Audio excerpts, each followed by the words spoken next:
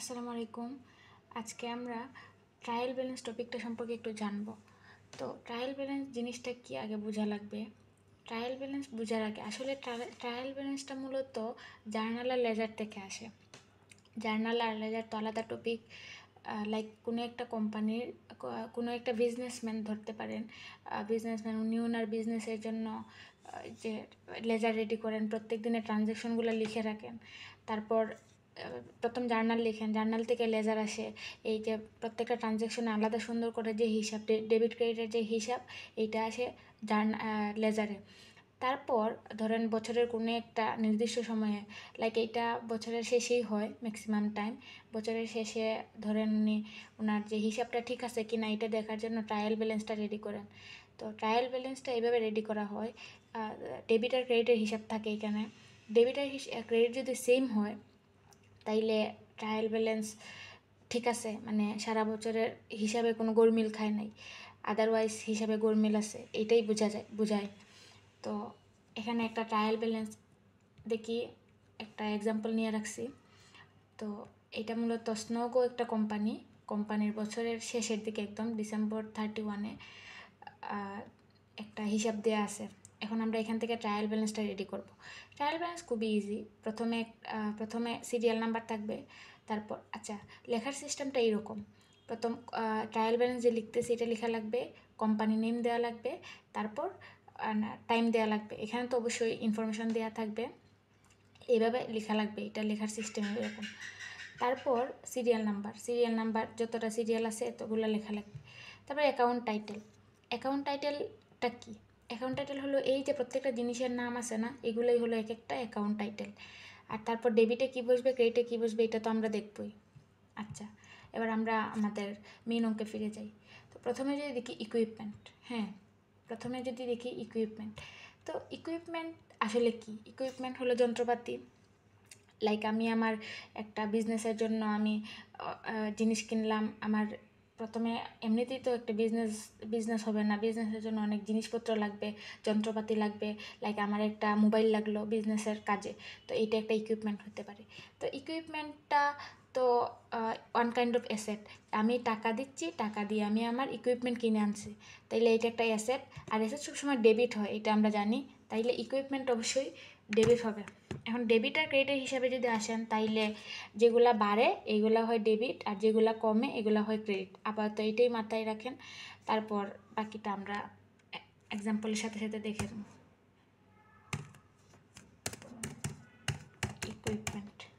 Equipment তো debit, তাহলে ডেবিটে কি আসবে? আমি আমার বোঝার সুবিধাতে 3 ডিজিট বাদ দিয়ে দিই, 88 আসবে। ক্রেডিটে আপাতত আমার কিচ্ছু নেই। শেষ, 1 নাম্বারটা শেষ। ইকুইপমেন্ট, এই যে আমার ইকুইপমেন্টের হিসাবটা শেষ। এবার আসি ওনার্স ড্রয়িং। ওনার তো আমি নিজে, কোম্পানির ওনার আমি নিজে। ড্রয়িং মানে কি? Drawing one kind of expense. Drawing হলো একটা মানে এক্সপেন্সের মধ্যেই পড়ে। এবার আসেন, এক্সপেন্স নাম শুনলে বুঝা যেতেছে এটা ক্রেডিট হবে, কিন্তু না। এই যে এক্সপেন্সটা হইতেছে, এক্সপেন্সটা বাড়তেছে না কমতেছে? প্রথম আমি ধরেন একটা কোম্পানি দাঁড় করাইলাম, প্রথমে তো আমার ড্রয়িং একদম জিরো থাকবে, আমার কোনো এক্সপেন্স নাই, শুধু স্টার্ট করছি। তারপর আস্তে আস্তে বছরের মাসের মাঝামাঝি ধরেন আমার এই জিনিস কিনা লাগতেছে, সেই জিনিস কিনা লাগতেছে, এই খরচ সেই খরচ, অনেক খরচ আসে এখানে। তার মানে ওনার্স ড্রয়িংটা হবে আমার মানে এক্সপেন্স, কিন্তু এক্সপেন্সটা বাড়তেছে। আর আমি বলছি কোনো জিনিস বাড়া মানে ডেবিট হয়, তাইলে বুঝে যেতেছে যে ওনার্স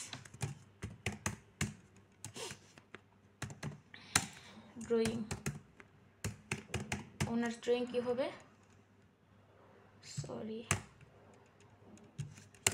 ওনার্স ড্রয়িং 8 টাকা ডেবিটে যাবে। কেন ডেবিটে যাবে আশা করি বোঝা গেছে। ক্রেডিটে এখন পর্যন্ত কিছু আসে নাই, সমস্যা নাই, আমরা দেখি। থার্ডে কি আছে? Accounts payable. অ্যাকাউন্টস পেয়েবল বলতে কি? আমি ধরেন আমি আমার কোম্পানির কোনো একটা কারণে আমি কোনো একটা জিনিস কিনে আনলাম, কিন্তু আমি ওনাদের টাকাটা পে করে নাই। লাইক অন্য কোনো, ধরেন আমি আমার একটা ইকুইপমেন্ট কিনলাম, কিন্তু যার কাছ থেকে কিনছি তারা এখনও টাকা দেই নাই। পেয়েবল মানে টাকা দেয়া লাগবে, আমি টাকা দিতে বাধ্য। তাইলে টাকা যদি দেই, তাইলে আমার এই টাকাটা আমার নিজের অ্যাসেট থেকে কমবে মানে কি হবে? ক্রেডিট হবে। তাইলে অ্যাকাউন্টস পেয়েবল সবসময় লাইবিলিটি চিন্তা করা হয়, আর এই জন্য এটা ক্রেডিটে যায়। অ্যাকাউন্টস পেয়েবল এটা হবে ক্রেডিট। ডেবিটে এখন ডেবিটে কিছু থাকবে না, ক্রেডিটে আসবে কত, 22 টাকা। আচ্ছা, অ্যাকাউন্টস পেয়েবল ঠিক আছে। এবার আসি 4 নম্বরে কী বলছে, salaries and wages expense. Salaries and wages expense, তো এটা একটা expense.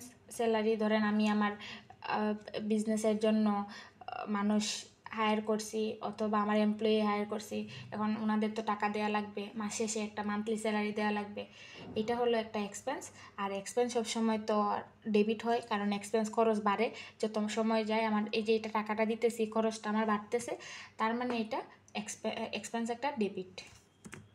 Salary and salary and wages expense,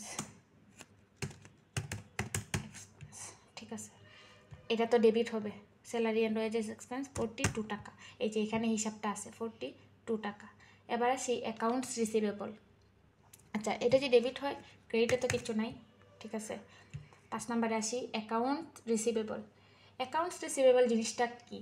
accounts receivable হলো আমি ধরেন কারো কাছে একটা জিনিস সেল করছি, বাট ওনারা আমাকে টাকা দেয় নাই, কিন্তু পরবর্তীতে দিবে, এইটা হলো অ্যাকাউন্টস রিসিভেবল। আমি আমার যে মানে কোনো একটা কিছু সেল করছি বাট টাকা পাই নাই, পরবর্তীতে পাবো, পাইলে কি এটা আমার অ্যাসেটে যোগ হবে না? এটা আমি বেচছি মানে কি, ওনাদের কাছে বেচে দিছি মানে এটা আমার রেভিনিউ বা এই ধরনের প্রফিট চিন্তা করতে পারেন। তাইলে দিন শেষে এটা আমার কাছে আসবে, আসা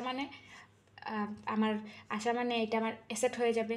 আর যদি অ্যাসেট হয় তাইলে অ্যাকাউন্টস রিসিভেবল কী হবে, ডেবিট হবে, সোজা হিসাব। Accounts receivable debit, accounts receivable 4 টাকা আসবে, ডিজিট তো আমরা বাদ দিয়ে দিছি।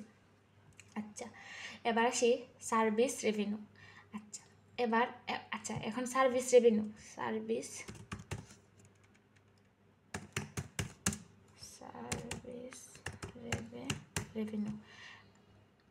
সার্ভিস রেভিনিউ কী হবে? রেভিনিউ তো প্রফিট আমরা জানি। এখন আপনার মাথায় একটা চিন্তা আসতে পারে, রেভিনিউ যেহেতু প্রফিট, এটা মেবি ডেবিট হবে, কিন্তু না। হ্যাঁ, এখানে মানে অ্যাকাউন্টের জিনিসগুলো আসলে অনেক ভাবায়।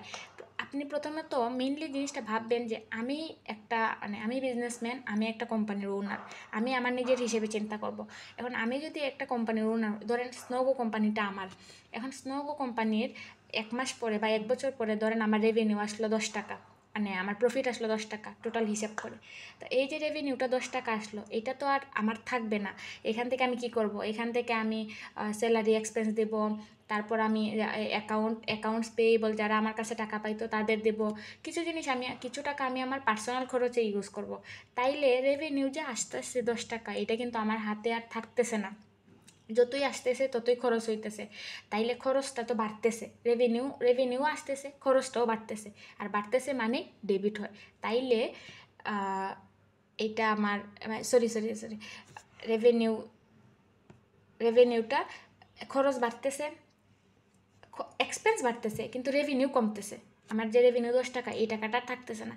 রেভিনিউ আসার পর আমার খরচটা বেড়ে যাচ্ছে, খরচের জন্য আমার টাকাটা হাতে থাকবে না, ফুল টাকাটাই মোটামুটি শেষ হয়ে যাবে, খরচ হয়ে যাবে, কিন্তু আমার রেভিনিউটা কমতেছে। তাইলে এই রেভিনিউর জন্য এক্সপেন্স যদি বাড়ে, রেভিনিউটা কমতেছে, রেভিনিউ কমা মানে রেভিনিউ ক্রেডিট হইতেছে, রেভিনিউর যে টোটাল টাকাটা, এই টাকাটা আমার হাতে আর থাকতেছে না।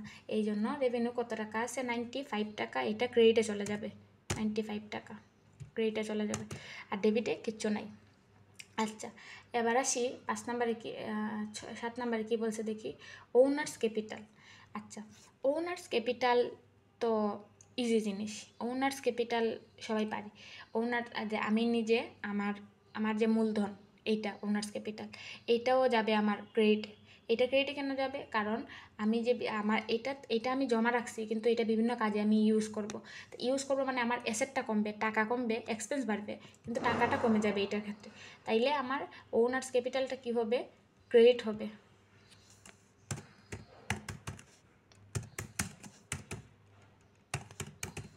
ওনার্স ক্যাপিটাল ক্রেডিট 20 টাকা মেবি, হ্যাঁ 20 টাকা।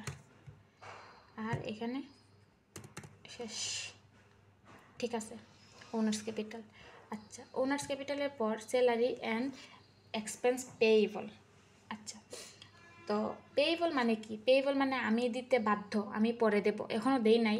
লাইক আমি আমার ধরেন আমি আমার একজন, আমি তো বিজনেসম্যান, তো কোনো একজন এমপ্লয়ির টাকা আমি এক মাসে দিতে পারি নাই, পরের মাসে তো দেওয়া লাগবে, আমি তো দিতে বাধ্য।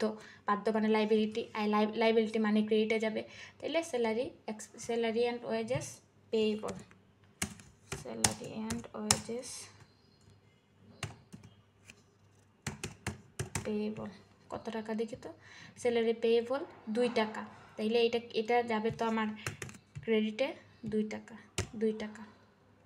আচ্ছা, পেয়েবল এটা দিলাম, শেষ। এবার আসেন নোটস পেয়েবল।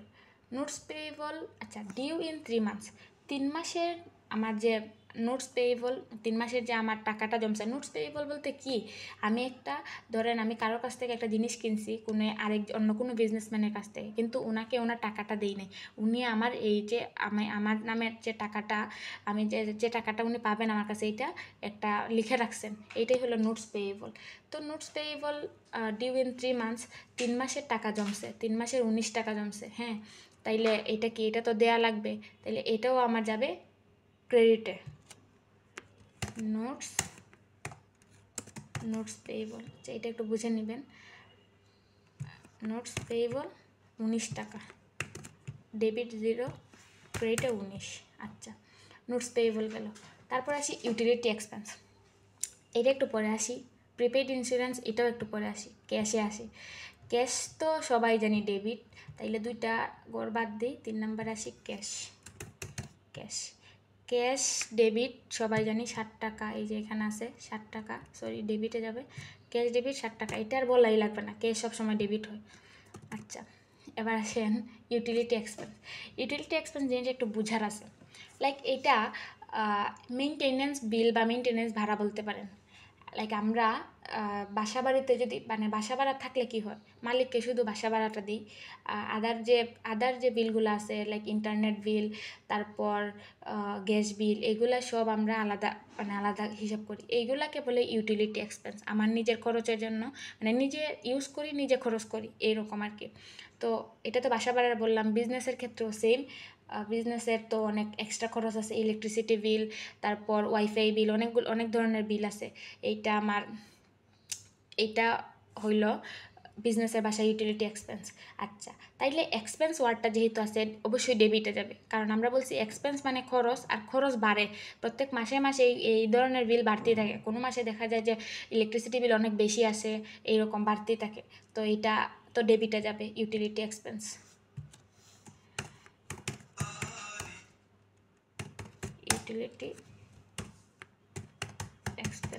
ইউটিলিটি এক্সপেন্স ডেবিটে যাবে 3 টাকা। আচ্ছা, ইউটিলিটি এক্সপেন্স গেল। তারপর আসি প্রিপেইড ইন্স্যুরেন্স হইল, ধরেন একটা ইন্স্যুরেন্স কোম্পানির ক্ষেত্রে যদি আমি হিসাবটা দেখি, তাইলে ধরেন আমি একটা বিমা করছি, তো আমি বিমা করছি ধরেন মান্থলি 5,000 টাকা দিই। তাইলে আমি যদি চাইলেই মান্থলি দিতে পারবো, আর কোনো সময় যদি আমার কাছে অনেক বেশি এক্সট্রা টাকা থাকে, আর আমি যদি চাই যে ফুল 1 বছরের টাকাটা একসাথে দিয়ে দেব, এটাও পারবো। তাইলে এই যে আমি 1 বছরের টাকাটা দিলাম, এইটা কিন্তু আমার জন্য একটা অ্যাসেট হইল। আচ্ছা, এটা তো গেল ইন্স্যুরেন্স কোম্পানির গেল। এবার আসেন বাসা ভাড়ার ক্ষেত্রে। ধরেন আমি একটা বাসা ভাড়া থাকি, তো বাসা ভাড়া 5,000 টাকা মান্থলি। তো আমি প্রত্যেক মাসে টাকা দেব, ঠিক আছে, যে মাসে থাকবো এই মাসে টাকা দেব মালিককে।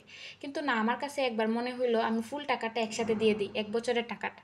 তো আমি যদি 1 বছরের টাকাটা একসাথে ওনাকে দিই, উনি কিন্তু 1 বছরের জন্য আমাকে আর কিছু বলতে পারবে না, এই বাসা থেকে বের হওয়ার জন্য বলতে পারবে না। লাইক 1 বছরের জন্য এই বাসাটা আমার হয়ে গেছে। মানে যদি আমি চিন্তা করি যে বলতে পারবো এই বাসাটা 1 বছরের জন্য আমি কিনে ফেলছি, এমনি একটা কথার কথা, আমি এটা বলতে পারবো। তার মানে 1 বছরের জন্য এটা আমার অ্যাসেট হয়ে গেছে, আর অ্যাসেট মানেই ডেবিট। তাইলে বুঝাই যাইতেছে যে প্রিপেইড ইন্স্যুরেন্স টার্মটা সবসময় ডেবিটে আসবে, কারণ এটা আমি অনেক দিনের জন্য একসাথে দিয়ে দেবো। একসাথে দিয়ে দেওয়ার ফলে প্রথম অবস্থায় এটা আমার অ্যাসেট হয়ে যাবে। প্রিপেইড ইন্স্যুরেন্স ডেবিটে যাবে 6 টাকা। ঠিক আছে, সবগুলা হিসাব নিকাশ শেষ। এবার আমরা দেখব আমাদের ডেবিট আর ক্রেডিটের টোটাল টাকা কত আসে। টোটাল আপনারা যদি হিসাব করেন, ডেবিটের টোটাল আসবে মেবি 158 or সামথিং, 158। ক্যালকুলেশনটা করলেই বুঝতে পারবেন। ক্রেডিটেও সেম আসবে, টোটাল 158। তাইলে কি হইলো এখানে? এখানে খুবই মানে হিসাবটা খুবই ক্লিয়ার যে আমার ডেবিট আর ক্রেডিটের টাকাটা মিলছে। তার মানে বছর শেষে আমি বলতে পারি আমার ফুল বিজনেসের, এই বছরের ফুল বিজনেসের হিসাবটা ঠিকঠাক ছিল, এই জন্যই তো মিলছে। তো এইটাই ছিল ট্রায়াল ব্যালেন্স। তো আশা করি সবাই বুঝতে পারছেন। Thank you.